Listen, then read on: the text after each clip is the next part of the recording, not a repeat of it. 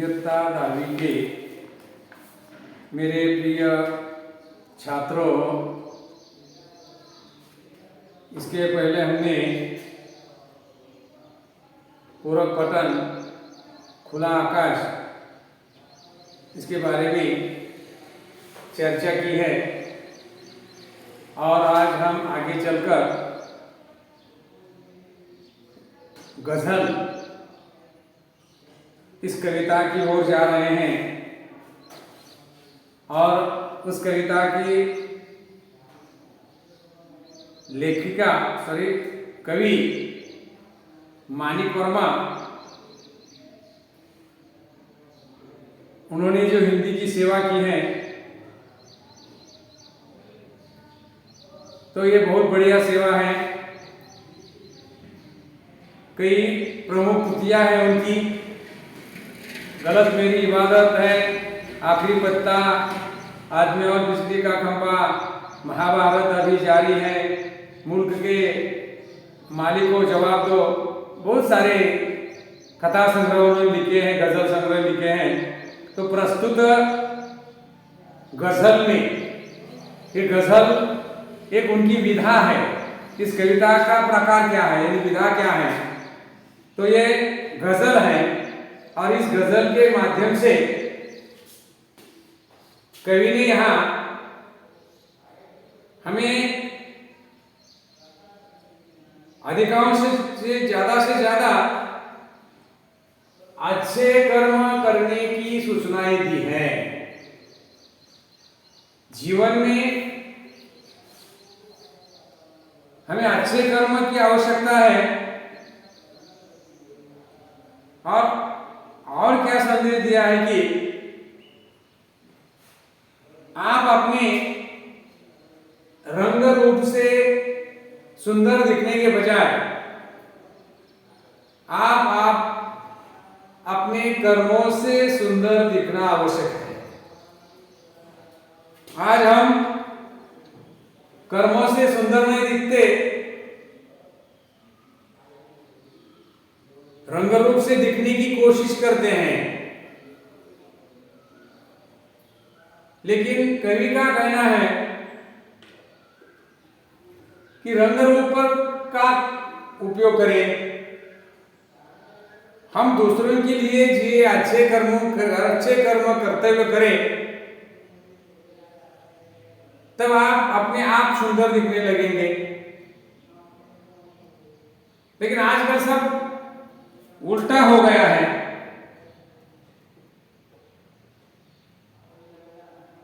सुंदर दिखने के लिए सज धज कर आते हैं, ये सजना धजना वगैरह, लेकिन कर्मों से सुंदर दिखना चाहिए, ऐसा उनका कहना है। और अच्छी जिंदगी जीने के लिए अच्छे कर्म करने का निरंतर प्रयास करने की कोशिश हर एक इंसान ने करनी चाहिए, ऐसा कवि कहते हैं।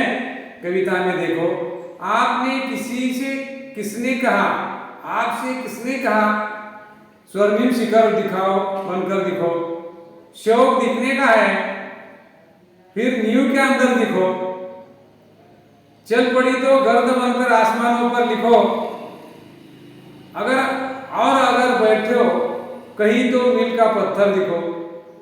सिर्फ दिखने के लिए दिखना नहीं, आदमी हो तुम अगर तो आदमी बनकर दिखो। जिंदगी की मुश्किल जिसे टूटकर बिखरे नहीं, जिंदगी की शक्ल जिससे टूटकर बिखरे नहीं, पत्थरों के शहर में वो आईना बनकर दिखो।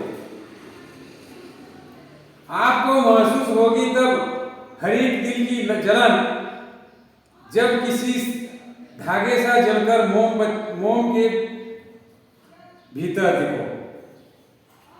तो ये और क्या कहते हैं कवि आगे, एक जुगनू ने कहा मैं भी तुम्हारे साथ हूं, वक्त की इस धुंध में तुम रोशनी बनकर दिखो।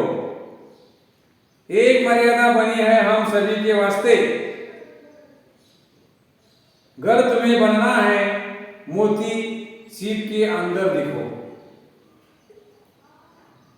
डर जाए फूल बनने से कोई नाजुक कली,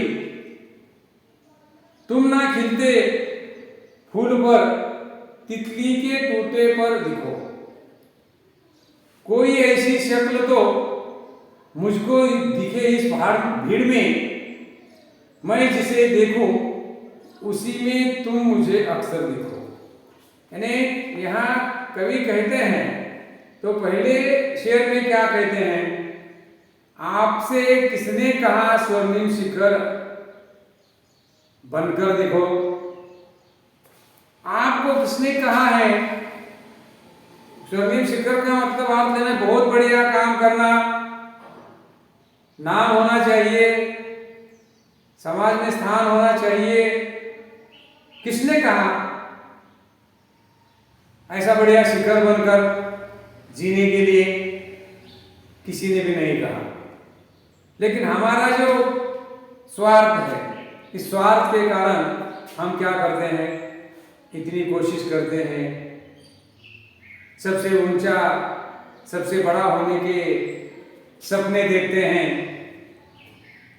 अगर सब बड़े होने के सपने देखेंगे, चाहे कोई इमारत है उसकी आखिरी वाली मंजिल बनना चाहते हैं, सब लोग चाहेंगे हम बढ़िया इमारत बन जाए, हो जाए, करे।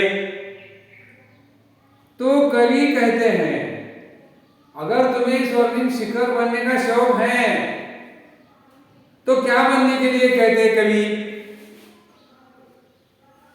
अगर दिखने का शौक दिखाने का है तो तुम नींव के अंदर दिखो। नींव का मतलब नींव, पाया। जो भी आप इमारत शुरू करते हैं पहले इसे पाया कहते हैं। इमारत किस पर खड़ी रहती है? इस नींव पर ही खड़ी रहती है। तो हम नींव का पत्थर नहीं बनना चाहते। हम क्या करते हैं, सबसे ऊंचा जो पत्थर है वो बनना चाहते हैं, वो सबसे ऊंची मंजिल बनना चाहते हैं। लेकिन ये जो नींव का पत्थर है उसे कितना महत्व है, ये महत्वपूर्ण है। तो ये जो नींव होती है, सबसे पहले इमारत बनाने की नींव डाली जाती है और नींव पर ऐसी बढ़िया सुंदर आकर्षक ऐसी इमारत तैयार होती है। तो सब इस इमारत की ओर देखते हैं, आकर्षकता की ओर देखते हैं, लेकिन नींव में जो पत्थर हैं उन्हें कोई नहीं देखता। इसलिए कवि कहते हैं बनना है तो नींव के अंदर देखो। और आगे, चल पड़ी दो गर्द बनकर आसमानों पर लिखो। अगर बैठो कहीं तो मील का पत्थर देखो। नहीं, चल पड़ी गर्द, गर्द का मतलब धूल, गर्द यानी धूल, जो धूल उड़ती है तो वहां कहां जाती है? आसमान तक जाती है। आसमान यानी आकाश, आसमान आकाश में जाती है। ये जो धूल होती है, रास्ते पर पड़ी धूल होती है, धूल क्या करती है? इतनी छोटी सी धूल होती है, आसमान तक पहुंचती है,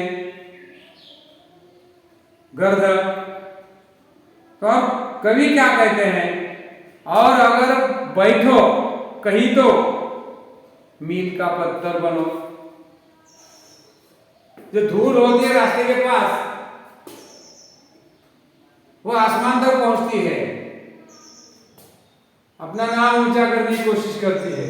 तो कवि कहते बनना है ना, अगर बैठना चाहते हो, ये धूल जो है आसमान को लिपती है, ऊंचाई पर जाकर। लेकिन कवि कहते हैं कि आपको बैठना है तो रास्ते पर मील का जो पत्थर होता है, मील मील मतलब माइल, ये जो अंतर दिखाने वाले, कहीं यहां से गांव कितनी लंबाई पर है, अगर ऐसा ही आप पत्थर रखकर रास्ते पर बने रहो तो सबको आप जानकारी देंगे कि यहाँ से आगे वाला गांव कितनी दूर लंबाई पर है। अगर बैठना कहीं हो तो कहाँ बनो, ये रास्ते पर जो मील का पत्थर होता है उस पत्थर की पत्थर बनकर रहो, ताकि आप जो लोग हैं, जो पथिक हैं, जो राही हैं, सफर करने वाले हैं, इन्हें आप मार्गदर्शन करें। या गर्द की तरह आसमान पर लिखने की कोशिश मत करना। तो बनना है तो मील का पत्थर बनो। सिर्फ देखने के लिए दिखना, कोई दिखना नहीं। आदमी हो तुम अगर, तो आदमी बनकर देखो। हम सिर्फ लोगों ने देखने के लिए दिखते हैं। समाज में रहकर हम ऐसा दिखना चाहते हैं कि हमसे और कोई नहीं, ये दिखावा करते हैं। किसी ने देखने के लिए दिखना अच्छी बात नहीं है। तो हम अगर दिखना है, आपको अगर दिखना है तो एक अच्छा इंसान बनकर दिखो, अच्छा आदमी बनकर दिखो, तब समाज में आपको मान सम्मान मिलेगा, समाज आपके पीछे रहेगा। अपने कर्तव्य कैसे हैं, औरों के लिए जीते हैं, अपने लिए जीते हैं। जो अपने लिए जीता है वो हमेशा के लिए मर जाता है, जो औरों के लिए जीता है वह हमेशा जीवंत रहता, अमर रहता है, ताकि वो औरों के लिए जिया करता था। उस तरह बनना है तो क्या बनो, इंसान बनो, एक अच्छा इंसान बनो। अच्छा इंसान बनने के लिए कवि यहाँ कहते हैं अच्छे कर्म करो, अच्छे गुण आपके पास होनी चाहिए। रंग रूप से चाहे आप कैसे भी हो, लेकिन अपने कर्म जो है, ये कर्म से आप सुंदर दिखना चाहिए, ऐसा कवि कहते हैं। और आगे क्या कहते हैं देखो बच्चे, कि जिंदगी की शक्ल जिसमें टूटकर बिखरे नहीं, पत्थरों के शहर में वो आईना बनकर दिखो। ये जिंदगी जो है मनुष्य की, जिंदगी मनुष्य का जो चेहरा है, यानी शक्ल यानी चेहरा, सूरत कहते हैं उसे, मराठी में उसे हम चेहरा कहते हैं। चाहे आप शक्ल सूरत से कैसे भी दिखो, जिंदगी में टूटकर बिखरे नहीं है, इकट्ठा हुए हैं। जो पत्थरों के शहर में, आजकल पत्थर के शहर यानी इमारतों के जंगल आज बन चुके हैं। बड़े बड़े शहर पैदा होते हैं, बड़ी बढ़िया इमारतें हैं, और ऐसी इमारतों में आप, ऐसे शहरों में आप, पत्थरों के शहरों में आप एक ऐसा आईना बनकर दिखो। आईना मतलब आरसा।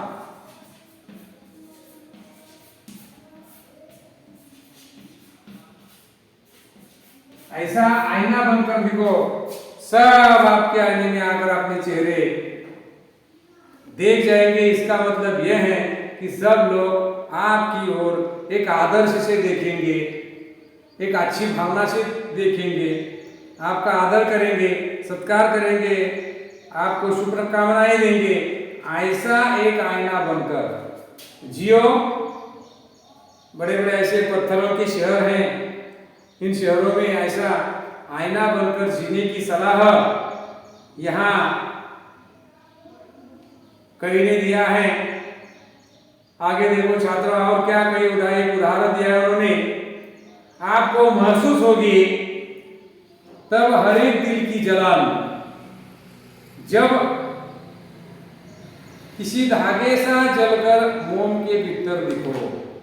और क्या कहते हैं कवि, आपको महसूस होगा, मालूम होगा क्या, हर एक दिल की जलन, जलन ईर्ष्या। जलन का मतलब है ईर्ष्या।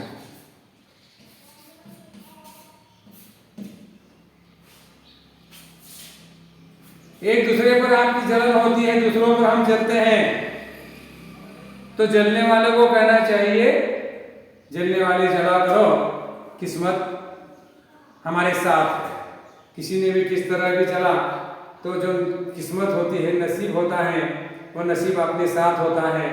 और इस साथ ही नसीब को कैसा बदलना है ये आपके हाथ में होता है, किसी के हाथ में नहीं होता। इसलिए किसी ने भी जलने की, कितना भी जलो, जलने दो, जलने से उसका ही नुकसान होगा, आपका फायदा होगा। वो जलने में भी समय बर्बाद करेगा, आप अपने काम में समय बर्बाद, आप आपके काम में समय लगाओ तो आपका ही कल्याण होगा। उसी तरह यहाँ वो कहते हैं जलना है तो किसी तरह जलो। उदाहरण दिया है उन्होंने कि अगर आपको जलना है, कि जैसे आपको मालूम है मोमबत्ती, आपको मालूम है कि मोमबत्ती में एक धागा होता है, मोमबत्ती नहीं जल सकती, वो जलने के लिए उन्हें मदद करती है, लेकिन जिसमें जो धागा दिया जाता है,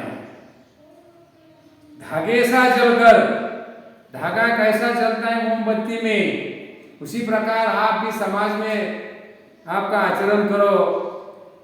जैसी मोमबत्ती जैसे अंधेरे में हमें प्रकाश देती है, सबको राह दिखाती है, और उसमें जो धागा होता है, ये धागा महत्वपूर्ण होता है। उसी प्रकार आपको यहाँ कवि ने इतने सारे एक अच्छे इंसान बनने के कई उदाहरण दिए हैं। ये उदाहरण लेना है, अपने कर्म अच्छे करने हैं, अपना काम अच्छा करना है। आपकी जो जिम्मेदारी है, आप छात्र हैं, इसलिए आप छात्र की क्या जिम्मेदारी है, क्या कर्म है कि अच्छी पढ़ाई करना, अच्छे से अच्छे अंक पाना, ये आपका कर्म है, जिम्मेदारी है। आपके माँ बाप ने आपको कितनी आशा है उनसे, आपको स्कूल भेजते हैं, बढ़िया खर्च करते हैं, और खर्च करने के बाद अगर आप ऐसा करोगे, पढ़ाई नहीं करोगे, तो अपने माता पिताजी को यानी कैसा लगेगा। तो कर्म करना है तो अच्छा कर्म करो, अच्छे कर्म का फल हमेशा अच्छा होता है, बुरा करने का फल हमेशा बुरा होता है। इसलिए बुरा मत सोचो, अच्छा व अच्छी वाली बात सोचो, आपका कल्याण हो जाएगा। ऐसा कवि यहाँ कहते हैं, और मैं यहाँ रुकता हूँ।